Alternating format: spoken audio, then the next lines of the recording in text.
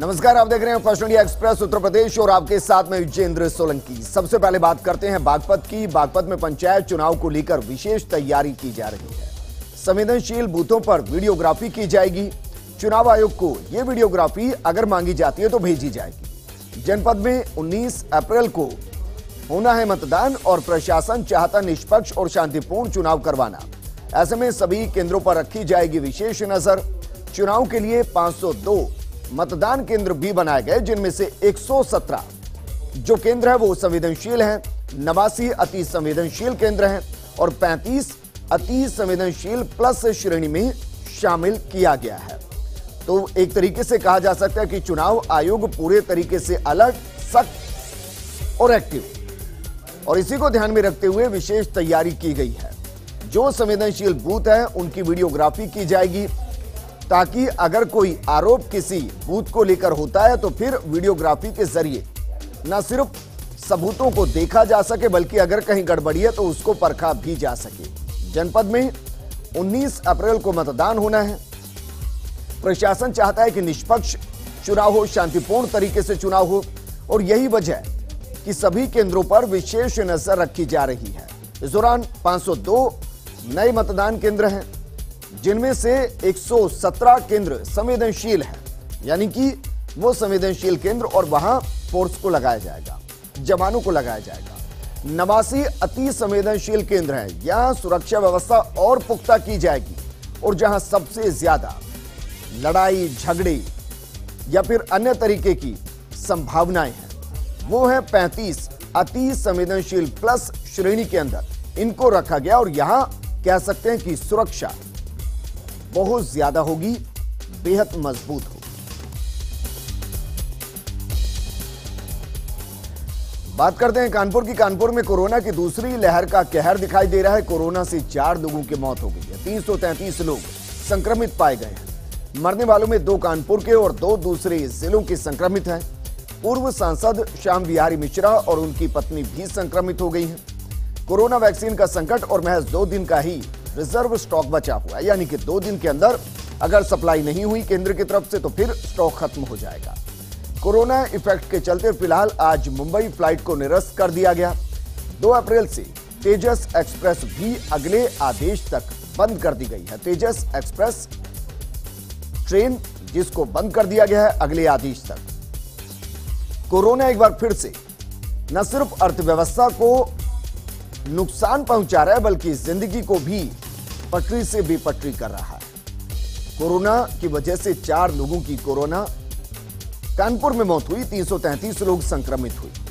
लेकिन जो 4 कानपुर में कोरोना के शिकार हुए उनमें से 2 कानपुर के हैं, 2 दूसरे जिलों से हैं। इस दौरान बड़ी खबर यह भी कि पूर्व सांसद श्याम बिहारी मिश्रा और उनकी पत्नी भी संक्रमित हो गई, वो भी नहीं बच पाए। चौंकाने वाली बात यह भी है कि कोरोना वैक्सीन का संकट भी गहराता जा रहा है और महज 2 दिन का ही रिजर्व स्टॉक है। अब एक तरफ यह कहा जा रहा है कि वैक्सीनेशन की रफ्तार को तेज किया जाए, और दूसरी तरफ स्टॉक की समस्या सामने आ रही है। कोरोना इफेक्ट के चलते आज 2-3 और ऐसी घटनाएं हुई जो बता रहे कि आने वाली स्थिति और विकराल हो सकती है अगर कंट्रोल नहीं किया गया। मुंबई फ्लाइट को निरस्त कर दिया गया, और जो तेजस एक्सप्रेस चलनी थी उसको भी अगले आदेश तक के लिए रोक दिया गया है। वहीं राज्य महिला आयोग की सदस्य का इस्तीफा। यूपी में राज्य महिला आयोग की सदस्य ने इस्तीफा दे दिया है। डॉक्टर प्रियमवदा तोमर ने इस्तीफा दे दिया है। महिला आयोग की सदस्य पद से इस्तीफा दिया गया है।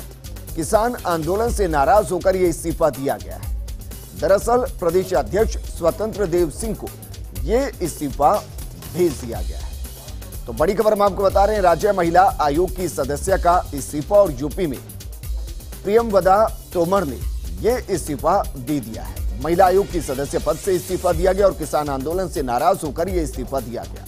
प्रदेश अध्यक्ष स्वतंत्र देव सिंह को इस्तीफा भेजा गया। वहीं लखनऊ में बीजेपी संगठन महामंत्री कोरोना संक्रमित हो गए हैं। महामंत्री सुनील बंसल कोरोना संक्रमित हुए हैं। एंटीजन टेस्ट में कोरोना संक्रमण की पुष्टि हुई। प्रदेश कार्यालय में क्वारंटीन हुए हैं। वहीं वाराणसी में रविंद्र जायसवाल भी कोरोना पॉजिटिव हुए। राज्य मंत्री स्वतंत्र प्रभार है रविंद्र जायसवाल के पास। लेकिन लगातार अब नेताओं का भी कोरोना पॉजिटिव आना शुरू हो चुका है, क्योंकि वो लगातार कार्यकर्ताओं के संपर्क में होते हैं, अलग अलग राज्यों का दौरा करते हैं, रैलियों को संबोधित करते हैं, सभाओं को संबोधित करते हैं, मीटिंग लेते हैं, और अब उसका साइड इफेक्ट दिखाई दे रहा है। बीजेपी संगठन महामंत्री कोरोना संक्रमित हुए हैं, यानी कि सुनील बंसल कोरोना संक्रमित हुए और अब उनको प्रदेश कार्यालय में ही क्वारंटीन कर दिया गया। वहीं बात वाराणसी के करें तो वाराणसी में रविंद्र जायसवाल कोरोना पॉजिटिव हुए, जो कि राज्य मंत्री हैं, स्वतंत्र प्रभार उनके पास है, वो भी अब कोरोना पॉजिटिव हो गए। बागपत में पंचायत चुनाव से पूर्व वोटर्स को लड्डू बांटना प्रत्याशी को महंगा पड़ गया। पुलिस प्रशासन ने सतीश कुमार और संदीप निवासी बली के खिलाफ मुकदमा दर्ज किया है। मतदाताओं को लुभाने के लिए लड्डू बांटने पर सुशील निवासी दौलतपुर पर भी मुकदमा दर्ज किया गया। शहर कोतवाली क्षेत्र का यह मामला बताया गया है। लड्डू वो खाना चाहते थे चुनाव का, लेकिन लड्डू जब उन्होंने वोटर्स को बांटा तो फिर यह लड्डू महंगा पड़ गया। पुलिस प्रशासन ने सतीश कुमार और संदीप निवासी बली के खिलाफ मुकदमा दर्ज कर दिया है। दरअसल आरोप यह कि मतदाताओं को लुभाने के लिए लड्डू बांटे जा रहे हैं और इसीलिए मुकदमा दर्ज कर दिया। शहर कोतवाली क्षेत्र का यह मामला है। वहीं गोंडा जिले में दूसरे चरण का नामांकन और दूसरे दिन भी जारी रहेंगे नामांकन। 18,294 पदों के लिए नामांकन। कलेक्ट्रेट में जिला पंचायत का नामांकन है और 65 जिला पंचायत के सदस्य पद के लिए 4 कक्षों में नामांकन रखा गया है। 230 आरओ, ईआरओ, 72 बैरियर और चेक पॉइंट से निगरानी रखी जाएगी। प्रत्याशी के साथ जाएगा एक ही समर्थक।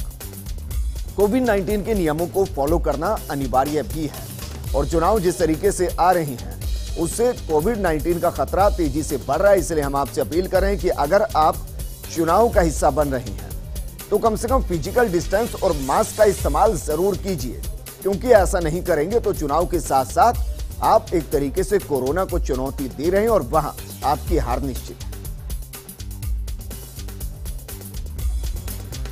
वहीं मुजफ्फरनगर त्रिस्तरीय पंचायत चुनाव के लिए नामांकन प्रक्रिया जारी है और भारी उत्साह के साथ प्रत्याशी नामांकन कर रहे हैं। जिला पंचायत चुनाव के लिए जिला कलेक्ट्रेट में 4 स्थानों पर नामांकन किए जा रहे हैं।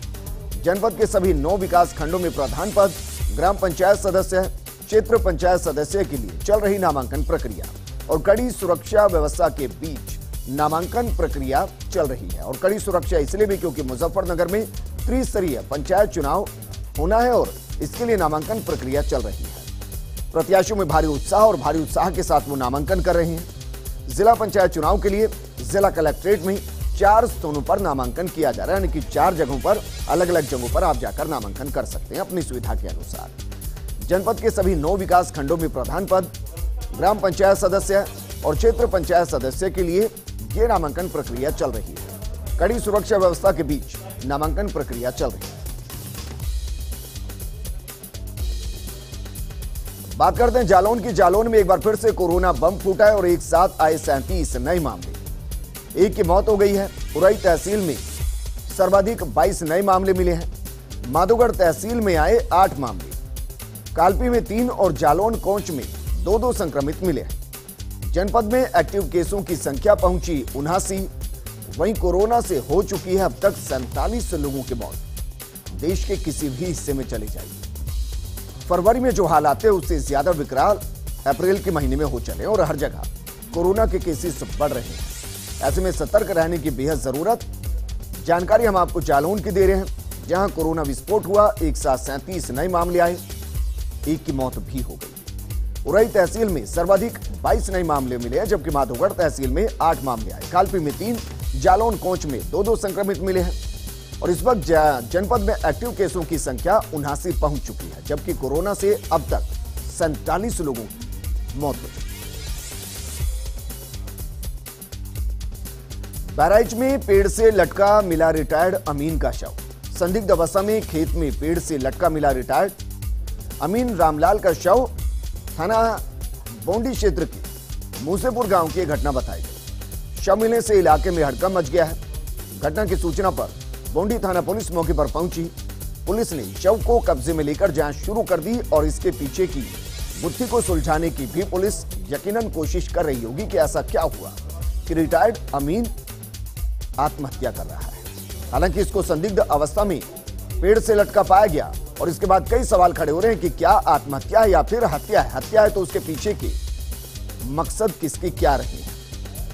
बहरहाल थाना बोंडी क्षेत्र के मूसेपुर गांव की घटना बताई गई है और इलाके में इस घटना के सामने के बाद सनसनी फैल गई, हड़कंप मच गया। पुलिस भी मौके पर पहुंची, शव को कब्जे में लिया गया, जांच शुरू कर दी गई कि अगर ये हत्या है तो फिर किसने की और उसके मंसूबे क्या रहे।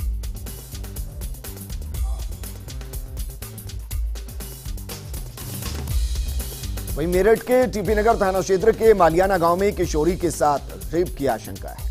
लहूलुहान हालत में गांव के बाहर मिली किशोरी को मेडिकल के लिए जिला अस्पताल में भर्ती कराया गया।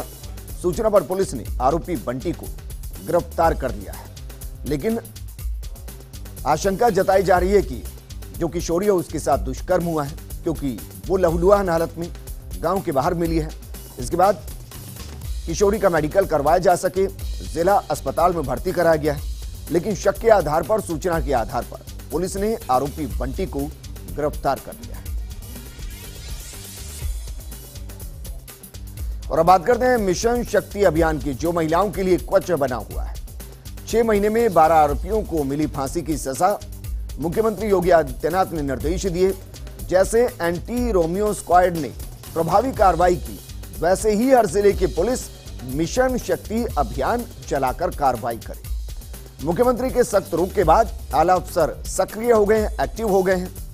अपर मुख्य सचिव गृह अवनीश कुमार अवस्थी ने कहा कि मिशन शक्ति के तहत 17 अक्टूबर 2020 से 24 मार्च 2021 के बीच अभियोजन विभाग की प्रभावी पैरवी की। 6 माह में 12 आरोपियों को फांसी की सजा दिलाने में कामयाबी मिली, जबकि 456 आरोपियों को आजीवन कारावास की सजा दिलाई गई।